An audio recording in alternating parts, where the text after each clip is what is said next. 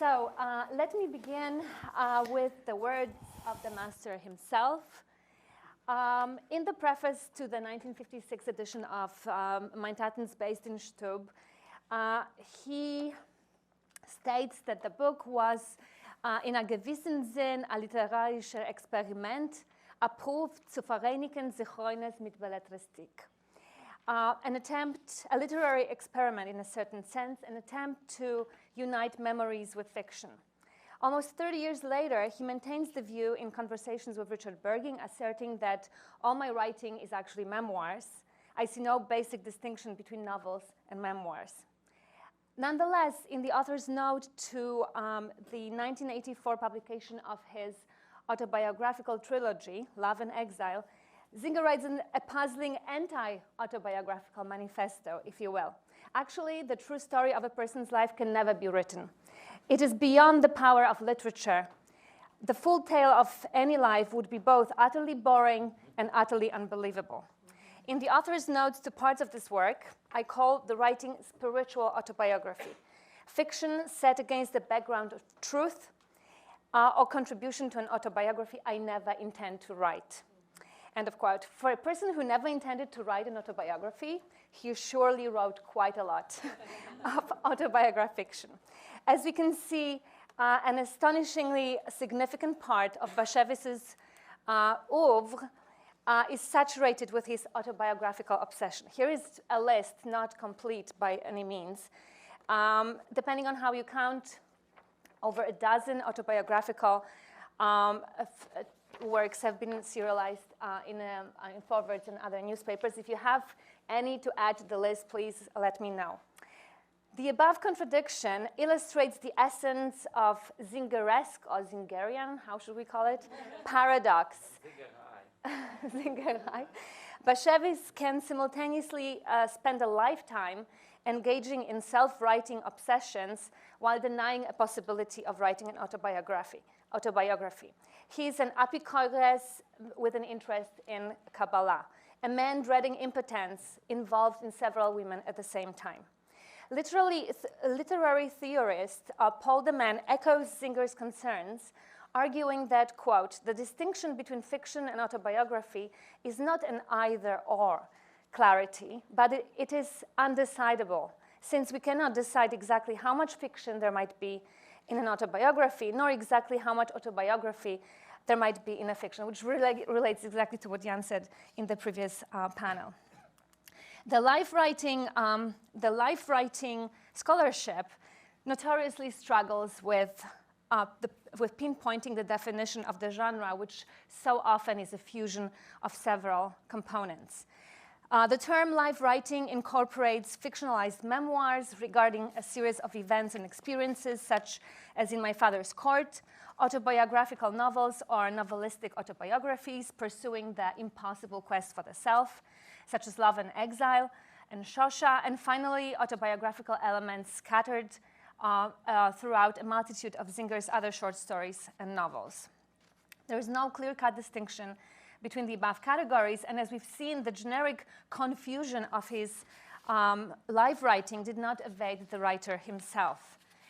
I will, after sort of pondering all these possible definitions that you can see here, I decided to go with autobiographic fiction, which indicates that the autobiography can be read as fiction and that fiction can be read as an autobiographical, which perfectly sums up what we're dealing with in case of Singer. Of the many works, I'm sorry, I'm jumping back and forth with the, of the many works of autobiographical works serialized in the Yiddish press, only some appeared in English.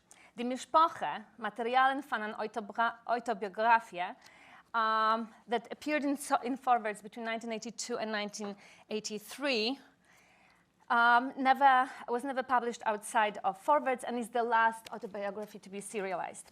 Love and Exile, as you know, is reissuing of the three autobiographical novels from previously.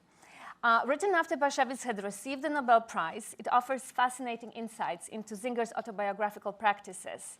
So what I'm presenting now is a work in progress, hopefully a beginning of a larger project. So I'm looking forward to hearing your comments and questions. And today I'll focus in more detail on the depiction of women and gender in Die Mispokhe, whose depth is to some extent unprecedented in comparison with the published works, and reveals facts not often included in his earlier life writing. I will also briefly examine Singer's self-fashioning as a European writer. Die Mispokhe, published between February 1992 and February 1983 and subtitled as Materials Toward an Autobiography, Die Mispokhe covers early years in Singer's life, focusing on Radzymin, Bilgoraj, and Warsaw, and ends abruptly. It's marked in forwards as this is the end of the second part, which signals that there was a plan for continuity. It ends in mid-1920, so the last installment is in 1925, but the previous one is in 1927. The style is at times similar to Mein Tatens Based in Stub and Love and Exile, and at times turned into a metafiction in which the author refers the readers to his other works and comments on the process itself. As befits materials towards, the text is sometimes smooth and poetic, sometimes repetitive, interrupted, and chaotic. I'm still trying to find out more about why he abandoned the project. My current speculation is that he was working on the re-edition of Love and Exile, which appeared in 1984. And what he did, he just hurriedly incorporated parts of the Mispokhe in this prologue to Love and Exile. The notes used in the preface, in the prologue, are again edited and deprived of the abundance of detail pertaining to women featured in forwards, as if Singer had to uphold a certain image of pre-war Jewish Europe as a male-dominated sphere. What's new and fascinating, and I'd like to argue, again, unprecedented, is how Die Mispokhe centers on women, which reveals a more feminist side of Isaac Bashevis Singer. So this is to directly counter what was said earlier on about him being misogynistic. We see some of the same characters, Batsheva, Hindele, the grandmothers, Shosha, and his later romantic interests, yet at the same time, we hear new stories, new voices, and meet new characters. So in the short amount of time that I have, and I forgot to press the thing that tells you how much time I have, I will focus on just three women, Batsheva, Hindele, and Celia, but want to mention many other women characters featured in the Mispokhe, which was sort of a surprising discovery. First, he talks a lot about women in the Hasidic milieu. So he focuses on the Radziminer court, but with the very detailed descriptions of the Rebbetzins, how the Rebbetzins were actually running the court. They were in charge of the money. Several installments are dedicated to the younger Rebbetzin in the Radziminer court who couldn't get pregnant.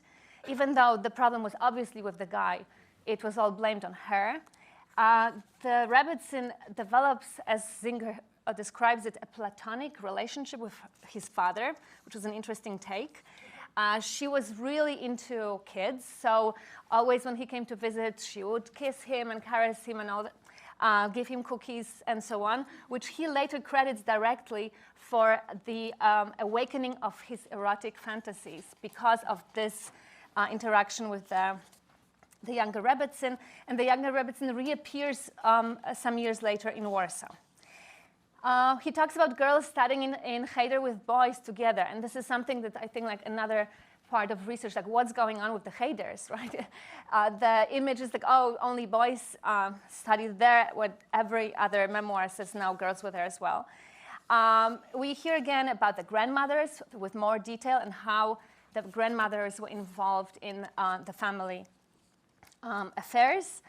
And what I found absolutely fascinating, sort of talking about women in general, was him talking about women smugglers, Yiddish Schmugglerins, during the First World War. Considering how women's experience had been wiped out from history books, and especially during the wartime, this was quite unprecedented to have detailed descriptions of how it worked, how they smuggled, what happened to them.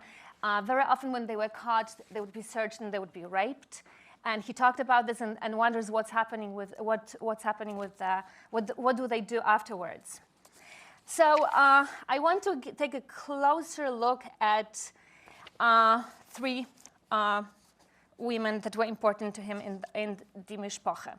So we have Hindele, the image of Hindele as suffering from nerves and having fits is featured in a number of his works, both in reference to his actual sister and both in reference to characters that are modeled on her. The mispokhe features an unprecedentedly emphatic portrayal of his older sister. Firstly, in the installment of March 12th, Bashevis makes an astonishing confession that when writing Mein Tatens based in Stub, he described the years in Warsaw before the First World War, but, quote, I wrote almost nothing about my sister Hindele and my brother Yehoshua, end quote. What in the prologue to Love and Exile is summarized in the English translation is summarized in two sentences. Hindele, quote, Hindele cried, laughed, tore the hair from her head, and threatened to drown herself in the Vistula. Joshua said that Hindele was suffering from hysteria. This is the only description in the English version. In the mispokhe is described in fuller and more compassionate detail. What sounds like a short, dry, and indifferent reportage in Love and Exile, again quote, Hindele suffered from nerves. This is what the doctor told us. He applied electric treatments to her head and prescribed massages and pills twice a day, but they did not help. Several times, Hindele attempted to jump out of the window. Still, people liked her. This is the Love and Exile, the English version. This short passage becomes a few passage-long exploration of Hindele's condition in the mispokhe, in which the entire family and neighbors are involved. So when she threatens suicide in the mispokhe, she provides specifics. She will jump out of the window. She will poison herself with iodine or hang herself. The father responds that such talk doesn't become a Yiddish Tochter, and such language will bring on fires in Gehinnom. And you have this passage here. Let me. And the father says that such words don't befit a Yiddish Tochter, and it will bring the fires of Gehenna. And to which she responds, which is very, very poignant and powerful. I'm not afraid. I'm already in Gehenna. Like I'm already going through this right now. She then go on, and so you have all this here. She then goes on and faints. No, sorry, not Batsheva Hindele. This. She goes on and faints and has an epileptic fit. But what we see here is the whole neighborhood runs to take care of her and help her. The whole neighborhood is involved. And then he goes on to describe the treatment that she was receiving. This was like, when I read this in the mispokhe, it was the first time I heard that she was actually given the electric shock therapy. Went back to Love and Exile, yes, it is mentioned there, but just in passing. Whereas here he goes into more detail of what the doctor prescribed.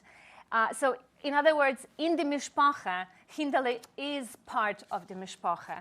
She is fully embraced. An astonishing detail I never encountered before, and I thought I read everything by Bashevis, pertains to Hindele's shidduch, matchmaking, when her groom demands a photograph of her.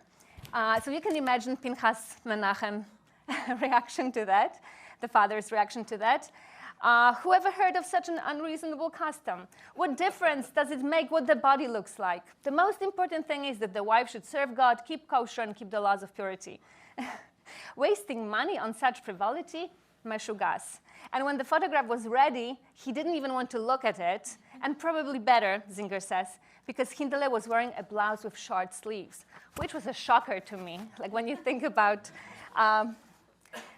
pre-war Hasidic Poland, Warsaw, Poland.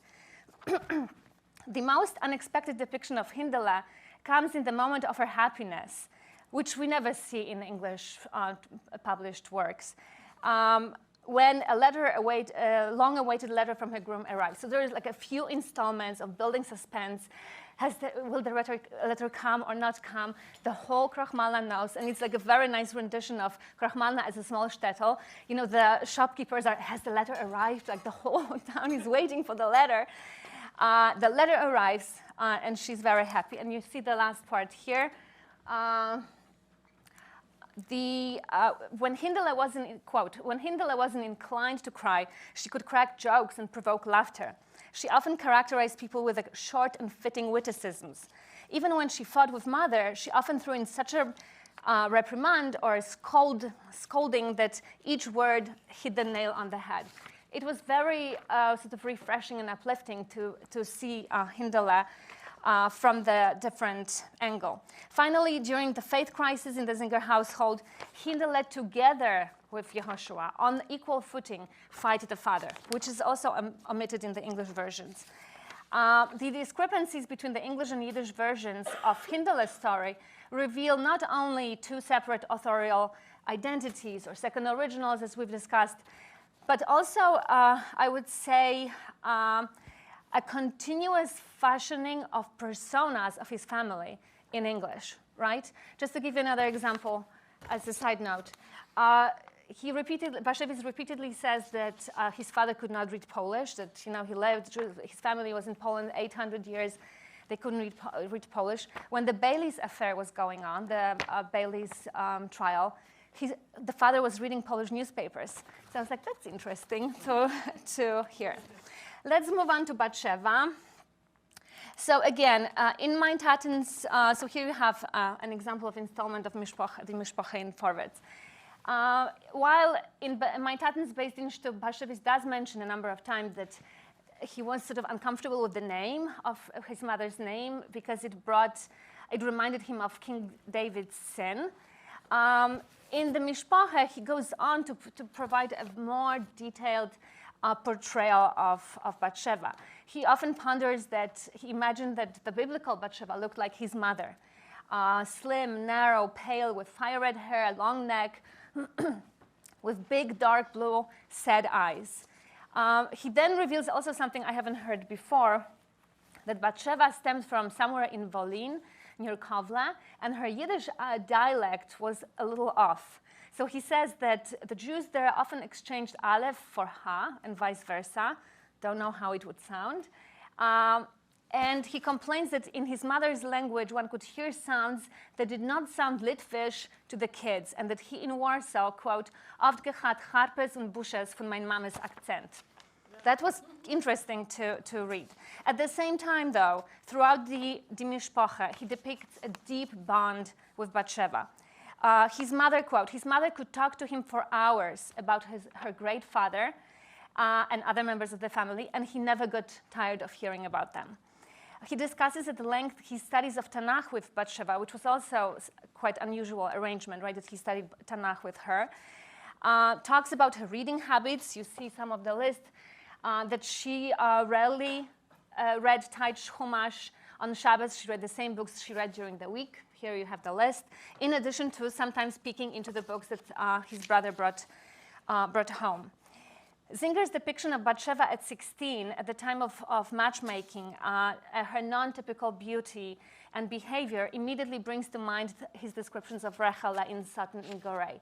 Similar passages, right, that she didn't want to be friends with girls of her age because she wasn't interested in talking about those frivolities like shoes, clothing, and fashion. Unlike with her older siblings, her father actually gave her a choice of a groom. She could choose between a gewirrischen Bacher von Lublin, aber nicht in London, not learned, or Pinchas Menachem. We know what the answer was, right? She said, dem was can besser lernen. And as Bashevis says, those five words decided her fate, the one who is a better scholar, which shows quite an unusual respect and egalitarian treatment of women at the time. And finally, it is Basheva's refrain, you are your own worst enemy, that echoes throughout Bashevis's works, both in the Mishpoche and in other places. Finally, I will talk briefly about Celia, who was a wife of Zeinvel Krasover, which is, he says it's a fictional name, of a Bilgorized maskil with who had a library and with whom Bashevis studied sort of informally during the First World War, so after 1917. she was giving him Polish lessons. Again, a novelty. He has a female teacher who teaches him Polish. And by featuring another woman educator of his, Bashevis gives voice to a female perspective. Celia, so they have discussions about existence of God, as usual with Bashevis. And when she says there is no God, her husband says, well, have you been to heaven to check? And she responds, no, but I've been here in Bilgoraj, because Bilgoraj went through the epidemics of cholera during the First World War, which the Austrian soldiers brought with them. And she's like, but I've been here, and I saw what's been happening. And then again, a very rare and very powerful insight into women's experiences becomes evident when Celia confides in Ichele the experiences of her wedding night, which again, a rare insight into sexuality in the shtetl. She was so scared she didn't allow the husband to touch her and remained a virgin for weeks. And when she was finally ready to receive him, he became impotent. And furthermore, Bashevis links, he of course falls for her. That goes without saying. And he links his erotic desire for Celia and other women with his literary development. So this is sort of this journey of Bashevis as the portrait of a young man as a Yiddish writer who ponders, quote, can you describe in the book what I'm experiencing? The novels I have read never talked openly about sexual desire. The books concealed everything with poetry about love. He then mentions that he read a review of a book about sex, which the critic called pornographic schmutz. But as Bashevis readers know, this has been a driving force behind many of his works, to describe sexual desire that, in his view, has been absent both from world literature and Yiddish literature as well. So finally, I want to briefly talk about Bashevis' self-fashioning, and I'm so happy that Jan showed the quote at the beginning of Rousseau, sort of confessions in A Man von Halaimes. Because Singer, through this autobiography, Singer inscribes himself into the canon of Western autobiographies by, for instance, repeatedly claiming that he and his family were unique. Right? He says, sei ich allein und sei unsere Mispokhe sind gewinn verscholten mit Anderskeit. His father was a rabbi, the mother a rabbinical daughter. They looked differently, they dressed differently, they behaved differently.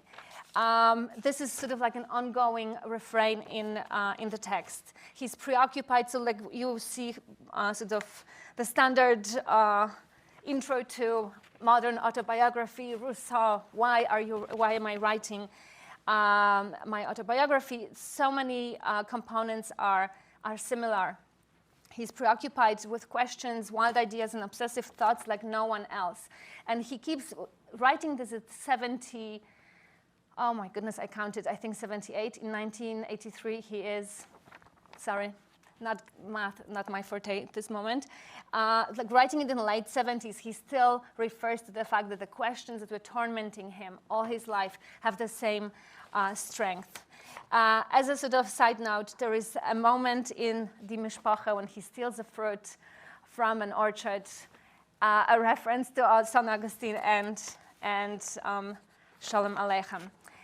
So to conclude, a closer look at the unpublished autobiography offers a new insight into Bashevis' quest for the self and reveals a more feminist side of Bashevis, who in Die Mispokhe subjectifies the women in his writing, allots them a lot more attention and space, acknowledges them as his literary inspirations, and He even explicitly credits his uncle's third wife, Mumeyente. He does talk about Mumeyente in a number of his stories, right? But he actually says it was a real person, third wife of Batsheva's brother. She was a widow of two husbands, pious and blindly trusting in Hasidic rebbes, folk healers, and magic, and an avid storyteller.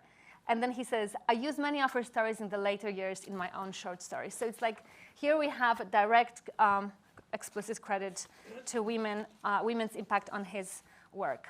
The mispokhe feels a bit more honest, more detail-oriented, less restrained, written from a position of someone who's arrived and doesn't have to prove anything anymore. And finally, I want to say that visiting the mispokhe reveals once more Zinger's insatiable curiosity about a fellow human being and his unique ability to see humanity